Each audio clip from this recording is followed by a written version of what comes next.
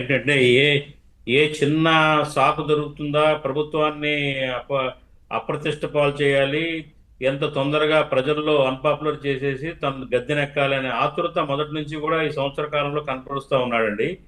Not only విద్యా వ్యవస్థ ఒక్కటే కాదు, రైతుల అంశాలు కానివ్వండి, లేకపోతే ఇతరితర పథకాల అమలులో కానివ్వండి, అతని వైఖరి దుద్దుకుడి స్వభావం చూస్తుంటే కనుక ఏమనిపిస్తుందంటే అతను స్ట్రాటజీ మారింది. ఉమ్, జగన్మోహన్ రెడ్డి గారి స్ట్రాటజీ మారింది. ఆయన ప్రజల్లో ఇప్పటి వరకు కూడా ప్రజల్లోకి వెళ్లకుండా ప్రజలకి దూరంగా పరదాల మాటలు ఉన్న మనిషి ఇవాళ ఒక్కసారిగా ఏంటంటే అన్ని సమస్యలు తనవే అన్నట్టుగా తను చాలా సచ్చీలులాగా ఇప్పుడు పరిపాలన అంతా కూడా అధ్వానంగా ఉన్న అభిప్రాయాన్ని ప్రజల్లో కలగజేయాలనే ప్రయత్నం చేస్తా ఉన్నాడు. అదేనా సార్ ప్రతి స్ట్రాటజీ? ఒక్క అదేనా?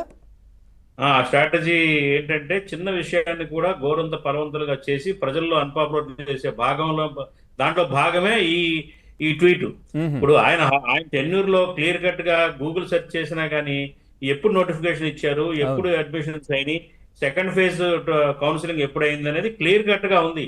ఉమ్, ఆ పోనీ కోవిడ్ కోవిడ్ పీరియడ్ లో లేట్ అయినప్పటికీ కూడా మిగతా సంవత్సరాల్లో కూడా ఆగస్టులో కానీ జూలై, ఆగస్టు, సెప్టెంబర్, అక్టోబర్ వరకు కూడా కొనసాగింది ఆయన హయాంలో. అవును. అది వదిలేసి ఈ రోజు ఏదో ఘోరం జరిగిపోతున్నట్టుగా ఈ ప్రభుత్వం విద్యా వ్యవస్థని తలకిందులు చేసేస్తున్నట్టుగా అరిచి గోల చేయటం అంటే ఏంటంటే ఏదో రకంగా ప్రతి అంశాన్ని కూడా ఆయన పొలిటిసైజ్ చేసే ఒక విధానంలోకి వెళ్తున్నాడు. కాబట్టి ఏంటంటే కూటమి ప్రభుత్వం కూడా దీన్ని ఒక హెచ్చరికగా తీసుకోవాలి. ఉమ్, ఎందుకంటే ఇప్పుడు ఇది ఇది కొనసాగిస్తాడు. ఇది 4 నెలలు, 4 సంవత్సరాల పాటు ఆయన ఇదే పందాన్ని ఆయన కొనసాగిస్తాడు. ఆయన తప్పులు ఏం చేశాడా, ఎంత అవినీతి జరిగిందా, ఇవన్నీ కూడా మరి ప్రతిరోజు ఒక ఒక కుంభకోణం బయటకు వస్తున్నప్పటికీ కూడా ఏమి చేయలేని పరిస్థితుల్లో ఉంది కూటమి ప్రభుత్వం. వెంటనే ఏంటంటే ఏదైతే వీళ్ళు ఈ 5 ఏళ్ళు జగన్మోహన్ రెడ్డి గారి హయాంలో జరిగిన ఏదైతే అవినీతి కార్యక్రమాలు ఉన్నాయో, ఇసుక కానివ్వండి, లిక్కర్ కానివ్వండి, ఇంకా ఆఖరికి పోలీసు వాహనాల్లో ఉన్న డీజిల్ కూడా కొట్టేశారండి. అయ్యో. అంతకంటే ఘోరం ఏముంటుందండి. ఉమ్, పోలీసు వాహనాలు డీజిల్ కూడా కొట్టేసిన ఘనత మరి జగన్మోహన్ రెడ్డి గారి ప్రభుత్వంలో జరిగింది. అలాంటి అంబులెన్స్ కార్యక్రమాలు మెయింటెనెన్స్ లేదు. మెయింటెనెన్స్ లేదు. పిల్లలకి ఫీజు రియంబర్స్మెంట్ లో కూడా మోసం జరిగింది, ఉమ్, అన్యాయం చేశారు. అట్లాగే మరి పిల్లలకి ఇచ్చే పోషకాహారాల్లో ఇంకా కొట్టేయకుండా ఎందుకుంటారండి. అదే. కాబట్టి ఏంటంటే కాదేది అవినీతికి అనర్హం అని చెప్పేసి ఆయన హయాంలో ప్రతి అంశంలో కూడా ఆ పాఠశాలల్ని ఆధునీకరించడం, నాడు నేడు కార్యక్రమంలో కానివ్వండి, అన్ని చోట్ల కూడా ఎంత జేబులు వేసుకోవాలి అనేది చోటా మోటా నాయకుల నుండి పై నాయకుల వరకు కూడా తర్వాత ఈ కొనసాగింది. విదేశీ విద్యకి సంబంధించి ఏం చెప్తారు సార్? ఎంతవరకు అమలైంది? ఎట్లా ఉంది అప్పుడు? అదేనండి, చాలా మధ్యలోనే అది ఆపేసేసారు. స్టార్టింగ్ లో కొంతకాలం అమలైంది కానీ అది కూడా ఎత్తేసేసారు. ఉమ్, విదేశాలకి విద్యకి ఫీజు ఇస్తామని, డబ్బులు ఇస్తామని, సహాయం చేస్తామని చెప్పిన ఆ పథకం కూడా నీరుగార్చేసారు. ఫలితంగా ఆశలు పెట్టుకునే అనేక మంది ప్రిపేర్ అయిన వాళ్ళు కూడా డ్రాప్ అయిపోయి చాలా ఆవేదన చెందిన పరిస్థితి చూసాం మనం. ఉమ్, కాబట్టి ఏంటంటే అదొక్కటే కాదండి, మీరు ఇప్పుడు చూస్తే కనుక విద్యా వ్యవస్థకు సంబంధించి అనేక అంశాల్లో జగన్మోహన్ రెడ్డి గారి ఫెయిల్యూర్ ఉమ్, ఏంటంటే దాదాపు ఆయన ఆయన టెన్యూర్లో 5 లక్షల మంది, అప్పటికీ చూస్తే 5 లక్షల మంది విద్యార్థులు డ్రాప్ అవుట్ అయిపోయారు.